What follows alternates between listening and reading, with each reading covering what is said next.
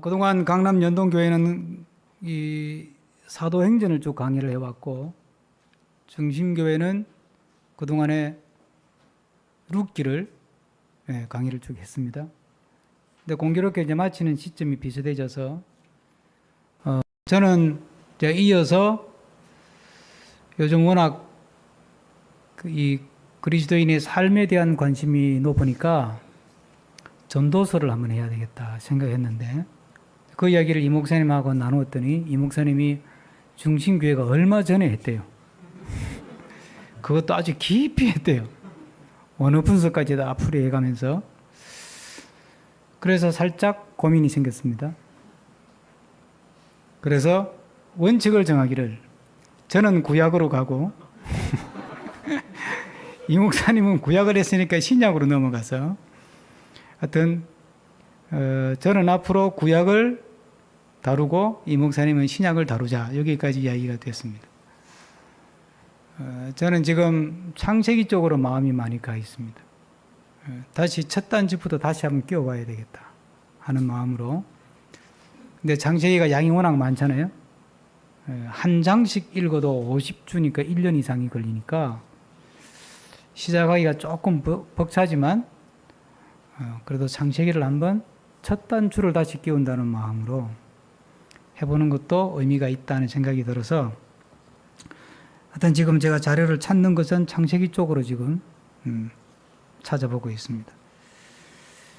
근데 이제 또 하나 드는 생각은, 이번에 이 주제가, 총회 주제가 예배니까 레위기를 한번 해볼까 이런 생각이 드는데, 성경 66권 중에서 가장 수면 효과가 높은 책이 레위기라서 잘못하면 또 주일까지 잠재우면 안 된다 이런 생각이 들어서, 레위기는 수요일 밴드 성경 공부를 통해서 레위기를 다루고, 주일은 창세기로 가지 않을까 생각합니다.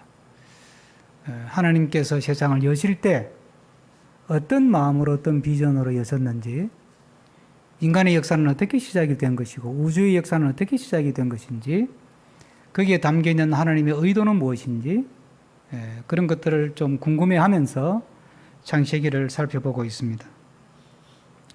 오늘은 사도행전의 마지막 부분이고 또 바울의 생애의 마지막 관련된 성경상의 마지막 기록입니다. 이 부분을 통해서 바울이 남긴 사역 보고서 또는 사도행전의 마지막 이야기, 이런 어떤 생각을 가지고 말씀을 준비했습니다. 우리가 쭉 그동안 이제 같이 사도행전을 읽어왔는데, 사실 바울이 로마로 오기까지는 본인의 바램도 있었지만 주님의 계획하심도 있었죠. 그런데 그 과정은 결코 순탄치가 않았습니다. 내가 꿈꾸고 주님이 원한다 하더라도 그 일이 이루어지는 데는 많은 어려움들이 있고 고비가 있었습니다.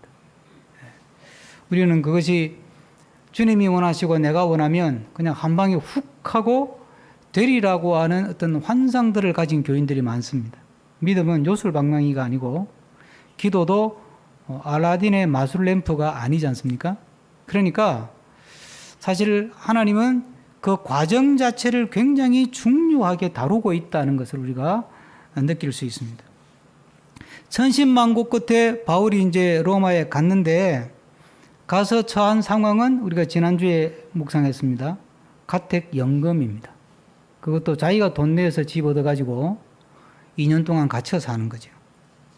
그러니까 이제 바울이 이 상황에서 내가 할 수 있는 일이 뭘까 생각한 게, 로마에 이미 흩어져 살던 유대교 지도자들을 초대해서 그들부터 먼저 말씀을 전해서 한번 전도를 시작해보자 하는 게 바울의 생각이었어요.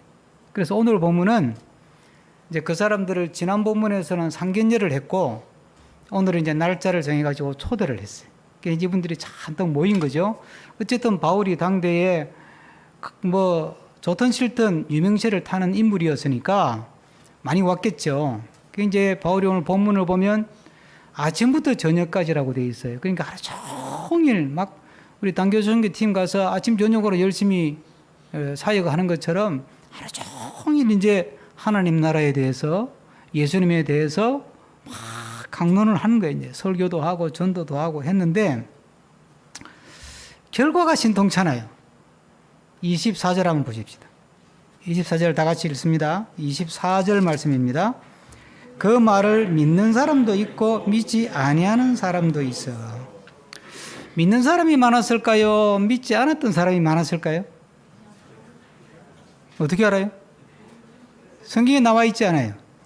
그런데 흐름상 성경을 해석하는 사람들이 흐름상 믿지 않는 사람들이 더 많았다라고 봐요. 왜냐? 그 다음 구절이 뭐냐면 25절에 서로 맞지 아니하여 흩어졌다 그랬어요. 에이 이거 들을 거 없네. 가자. 그리고 괜찮은데? 뭘 괜찮아. 가자. 그러고는 흩어져 버린 거예요. 그런데 그 흩어져서 가는 뒷모습을 보고 바울이 많이 상심이 된 거예요. 아니 내 설교를 듣고도 은혜를 못 받아? 이 괘씸한 이런 생각까지 했던 것 같아. 설교자의 심정으로 보면 그런 마음이 담겨 있는 거예요. 그래서 바울이 25절에 그 사람들을 딱 보고 뒤통수도 대고 무슨 말을 하느냐 하면 이사야 선지자의 예언을 가지고 와서 그냥 한마디 쏟아 부어요. 뭐라고 하느냐 하면 너희들은 이사야 선지자 때부터 예언되기를 마음이 고다가지고 귀는 어둡고 눈도 어두워서 들어도 듣지 못하고 보아도 깨닫지 못한다. 너희들은 피가 그렇다. 유전자가 그렇다. 이 말이에요 지금. 그래서 이사야 때부터 너희들은 말해도 못 알아듣기 때문에 결국은 유대인, 선민인 유대인이 아니라 이방인들에게 먼저 이 복음이 건너가서 그들은 이 말을 들었을 때, 복음을 들었을 때 알아듣고 받아들일 것이다. 이 예언을 쏟아부어 버리는 거예요. 이게 뭐 저주는 아닌데 이제 예언의 말씀이 성취된다는 것을 보여준다는 뜻도 있고 또 바울 입장에서는 속상하니까 한마디 내뱉은 것도 있고 하여튼 성경이 그렇게 기록이 되어 있어요. 그런데 마지막 31절 한번 보세요. 31절 바울의 어떤 마음의 흐름을 읽어가면서 31절 다 같이 한번 읽어봅시다. 시작. 하나님의 나라를 전파하며 주 예수 그리스도에 관한 모든 것을 담대하게 거침없이 가르치더라. 전도했는데 효과가 없어. 열매가 별로 없었어요. 성과가 없었어요. 속상해서 한마디 내뱉었어요. 그런데 2년 동안 계속 한 일이 또 이 일이야. 알아듣든 알아듣지 않든 믿든 안 믿든 그건 내 할 바 모르겠고 나는 내가 할 일은 이 복음을 전하는 것이다. 그래서 표현이 재밌잖아요. 담대하게 거침없이. 많이 들어본 말 같은데 반응이 없는 거 보니까 눈치를 못 채신 것 같아. 단어 글자 순서를 바꾸면 감이 타고 오는데 대담하게 거침없이. 그래도 모르면 통과. 어쨌든 바울이 복음을 전했는데 그것도 아침 저녁까지 열심히 전했는데 믿는 사람도 있고 안 믿는 사람도 있는데 안 믿는 사람이 더 많고 분위기는 영 싸늘한 거예요. 전도가 안 되는 거예요. 은혜를 못 받는 거예요. 그러면 낙심이 될 거 아니에요. 그런데 바울은 그 다음날도 또 불러가지고 또 이야기하고 2년 동안을 그 일을 계속 하는 거예요. 그냥. 2년 동안. 성경의 기록이 그렇잖아요. 30절에 보면 바울이 온 이태를 자기 셋집에 머물면서 오는 사람들을 다 영접해가지고 담대하게 거침없이 또 가르치는 거예요. 사도행전이 이렇게 끝나요? 여러분 이 대목을 읽으면서 어떤 느낌이 드세요? 우리가 주의 일을 하면서 믿음의 길을 가잖아요. 근데 우리가 주의 일을 하거나 믿음의 사람으로서 인생을 살잖아요. 그럴 때 우리의 늘 관심은 뭐냐면 내가 이렇게 일을 하면 성과가 나나? 단기 선교 갔다는데 애들이 많이 모였을까? 모였다면 그 애들 가운데 은혜 받은 아이들은 몇 프로나 될까? 우리는 이 생각을 늘 많이 해요. 제가 교육전사 할 때는 한국교회가 막 급성장할 때라 여름 성경학교 하면 뭐 100명, 200명은 기본으로 모였잖아요. 그러면 이제 그 이웃에 있는 교회들끼리 경쟁하는 거야. 성경학교 마치고 나면 야, 너희 교회 몇 명 왔는데? 우리 교회 200명 왔는데 우리 교회는 300명 왔다?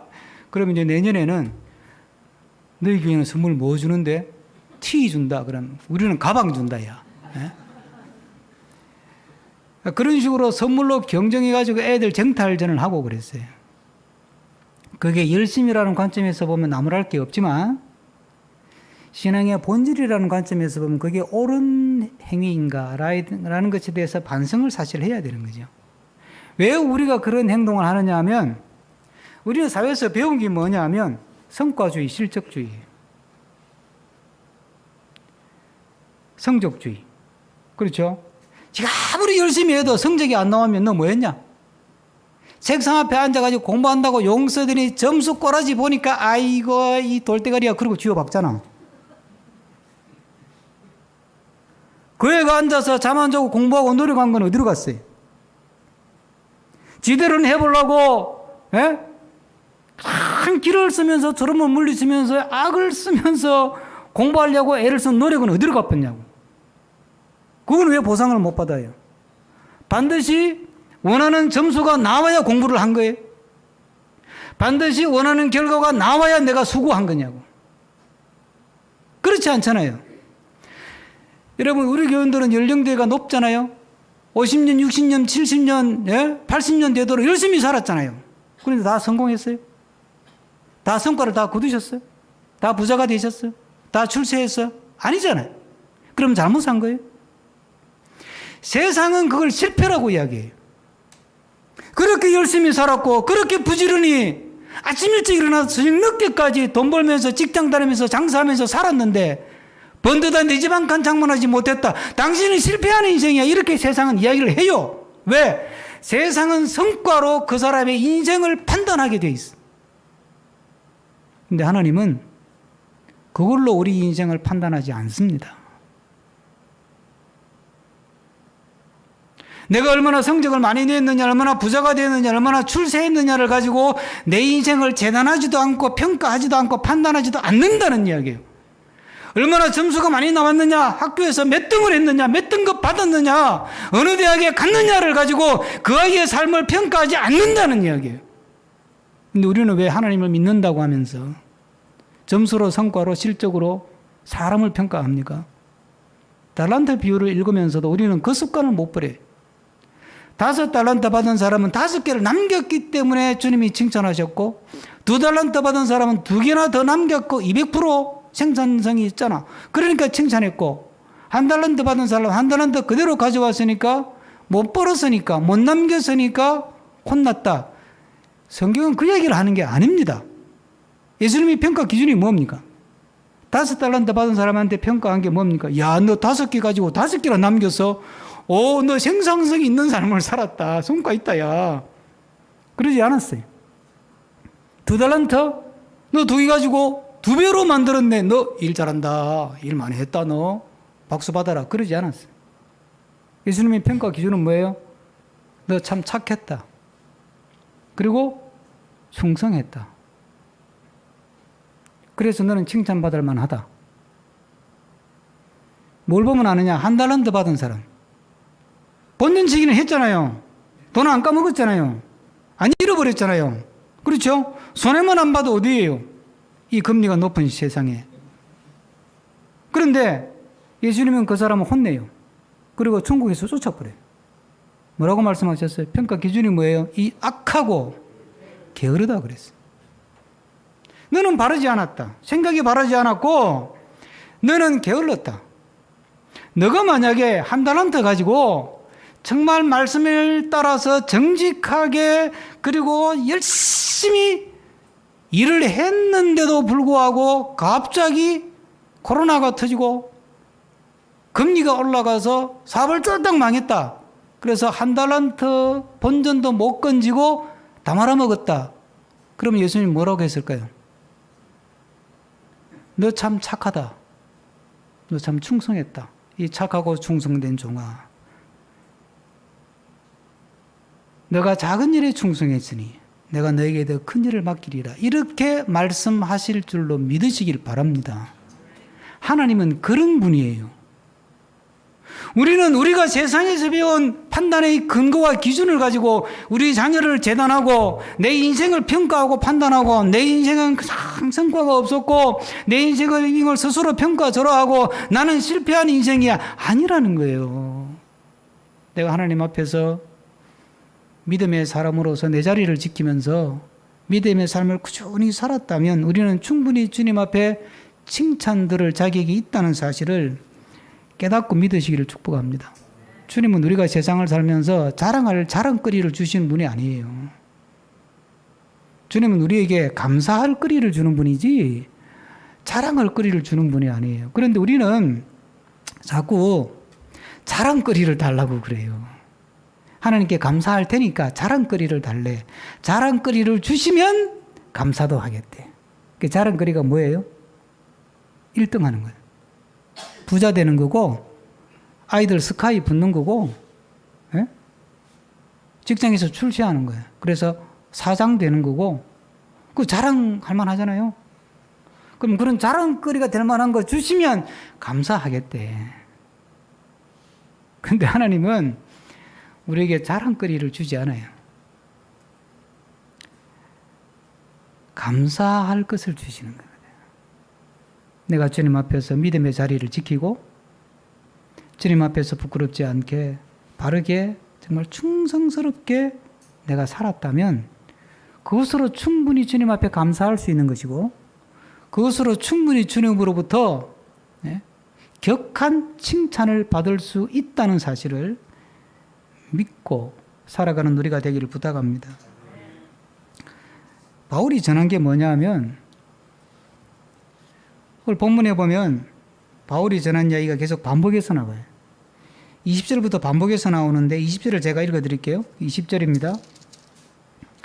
20절에 보면 이러므로 너희를 보고 함께 이야기하려고 청하였으니 이스라엘의 소망으로 말미암아 내가 붙잡혀왔다 이야기를 했어요. 이스라엘의 소망. 그러니까 바울은 내가 말한 것은 이스라엘의 소망에 대한 이야기, 메시아에 대한 이야기, 예수님에 대한 이야기밖에 없다 그 말이에요.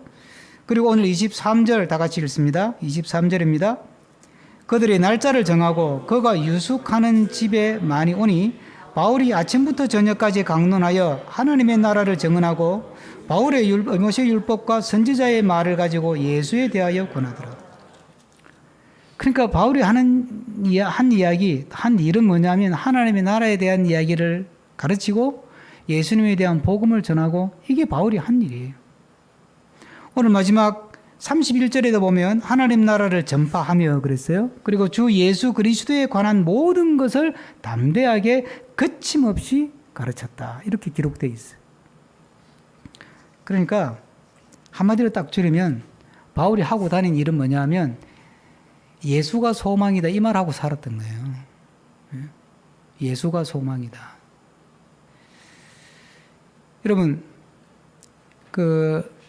율리 백이라는 사람이 위험사회라는 책을 쓰죠. 이 세상은 과학기술이 고도로 발달한다. 그래서 우리를 굉장히 편리하게 만들어주는데 그런데 고도로 발달한 과학기술이 결국은 우리를 무한 경쟁의 상황으로 몰고 가고 그래서 결국은 우리는 굉장히 불안에 떨 수밖에 없고 도태되는 것 아닌가? 내 직장이 없어지지 않을까? 내가 이 경쟁에서 밀리지 않을까? 이번 성진 경쟁에서 내가 떨어지지 않을까? 이번 대학에서 내가 원하는 것을 못 얻지 않을까? 뭐 이런 불안감. 그래서 거기서부터 사람들이 살아남기 위해서 별별 사회 병리적인 행동을 하게 되고 그래서 사회가 결국은 굉장히 고도의 과학기술의 발달을 추구하고 지향해서 가면서 점점 사회는 더 위험한 사회로 변해간다는 이야기. 그게 우리가 겪고 있는 삶이잖아요. 그래서 이 사람 책이 공감을 얻는 것이고 남은 나라 책이 우리나라 말로까지 번역이 돼가지고 소개가 되고 하는 이유가 맞는 이야기다. 그래요. 그죠? 세상은 지금 점점 더 위험한 세상으로 가고 있는 거예요. 미래학자로 이름을 아주 초창기에 이름을 크게 날린 사람 중에 존 나이스빗이라는 사람이 있습니다. 메가트렌드라고 하는 책을 쓴 분인데 이분이 그 이야기했어요. 과학기술이 점점 발달할수록 세상은 하이테크를 추구할 거다. 하이테크. 그러니까 고도의 기술을 요구하는 사회로 간다는 거예요. 그 말대로 됐죠. 그래서 지금 나르는 자동차도 나오잖아요. 고도의 기술이 발달해가지고 운전 안 하고도 가잖아요. 요즘 뭐 AI 가지고 그 이렇게 불꽃쇼 하는 거 보니까 환상이더만요. 멋있어요. 하이테크를 추구한대요. 그런데 제가 아주 탐독 했던 책, 미래학 관련 책을 제가 2번, 3번 읽은 경우는 없는데 이 사람 책은 이 책만 3번 읽었어요. 새로운 미래가 온다는 책인데 다니엘 핑크라고 하는 미국의 대통령 연설문 쓰는 역할을 했던 사람인데 이 다니엘 핑크는 이런 말을 해요. 세상이 자꾸 변해가잖아요. 그러면 결국은 하이테크뿐만이 아니라 마지막에 사람이 찾는 건 뭐냐면 하이터치를 찾는다는 거예요. 하이터치가 뭐냐? 세상 말로 하면 감성이에요. 공감을 얻고 위로를 받고 그러고 싶어 한다는 이야기예요. 거기까지가 이제 일반 학에서 하는 이야기예요. 자, 그러면 결국은 보세요. 세상이 위험 사회가 될 정도로 계속 발전하게 되어 있고 과학기술은 발달하게 되어 있어요. 이제 우리를 닮은 로봇이 곧 나오겠죠. 예? 그렇죠? 얼마 전에 다큐를 보니까 청소 로봇에 인공지능 기능을 넣어가지고 휴머노이드 로봇같이 만들면 그 아이가 탁 이제 혼자 사는 사람 많은데 퇴근해서 집에 탁 문 열고 들어갔더니 퇴근하셨습니까? 많이 피곤하시죠? 따뜻한 차 한 잔 드릴까요? 이러고 이제 다가오는 거야. 그 로봇팔을 벌리고 이러고는 툭툭툭툭 오는 거야. 그리고 허리를 이렇게 안아줘. 처음에는 신기하겠죠? 뭐 이런 별 희한한 게 다 있네 그러겠죠? 자, 이러기를 하루, 이틀, 사흘, 한 달, 2달, 6개월, 7개월 갔어. 1년 지났어. 근데 얘가 고장이 났어. 여러분 그 로봇을 버릴 수 있을까요? 없을까요? 못 버리지. 그 사이에 정이 들었는데 이제 반려 로봇이야. 거기다가 감정이입까지 돼가지고 지가 아프면 나도 아파. 세상은 이렇게 변해가죠. 그런데 우리의 마음은 점점 더 삭막해지고 위험한 마음으로 변해간다는 거예요. 어디서 마음의 위로를 찾고 어디서 마음의 힘을 진짜 삶의 힘을 얻느냐는 거예요. 저는 제가 목사로서 교회 미래에 대한 관심이 있어서 미래학을 공부하는데 처음에는 그냥 손에 잡히는 대로 책을 읽었어요. 그랬더니 다 과학기술, 생물학의 발달 이야기잖아요. 근데 처음에는 막 읽기도 힘들었는데 이제 적응이 되고 제가 몇십 권 읽고 나니까 그 이야기가 그 이야기야. 근데 아무리 읽어도 답을 못 찾겠더라고. 목사로서는. 그래서 방향을 바꿨어요. 인문학적 미래학 관련 책을 찾아보니까 책이 없어요. 그래서 기존의 미래학 책을 인문학적으로 읽으려고 노력을 했어요. 사람이 어떻게 변하나? 과학기술이 발달한 건 잘 모르겠고 어쨌든 발달했으니까 그건 뭐 내용은 잘 모르겠고 그러면 그런 과학기술 발달의 상황에서 인간은 어떻게 변하나? 인간의 생각은 어떻게 변하나? 인간의 라이프 스타일, 삶의 방식은 어떻게 또 바뀌나? 인간의 사고방식은 어떻게 변하나? 거기에 초점을 두고 읽어봤어요. 그랬더니 사회학자들이 이야기하는 세상은 지금 위험사회요 불안사회로 간다는 말이 맞더라고요. 사람은 점점 더 불안해하는 거예요. 사람은 점점 더 위협을 느끼는 거예요. 사람은 점점 더 두려워지는 거예요. 마음이 너무 불안해요. 내 미래가 어떻게 될지에 대해서 준비는 하지만 사실 불안해. 우리 가족을 끝까지 내가 먹여 살릴 수 있을까? 내 직장이 유지될 수 있을까? 내 수입이 이게 유지될 수 있을까? 유지되지 못한다면 그 다음 내가 어떻게 대응해야 되나? 답을 찾기가 어렵잖아요. 그러니까 다니엘 핑크는 이제는 하이터치를 찾는다는 거지. 여러분, 바울 사도는 이미 그걸 꿰뚫어 본 거죠. 이 로마 제국에서 당대 최고의 문명을 구가하는 나라가 그 당시는 로마인데 거기서 그가 한 이야기가 뭡니까? 여러분, 로마는 법이 발달하고 도로가 발달하고 제도가 발달하고 기술이 발달해서 지금도 우리가 그 로마의 유적들을 보고 감탄할 정도예요.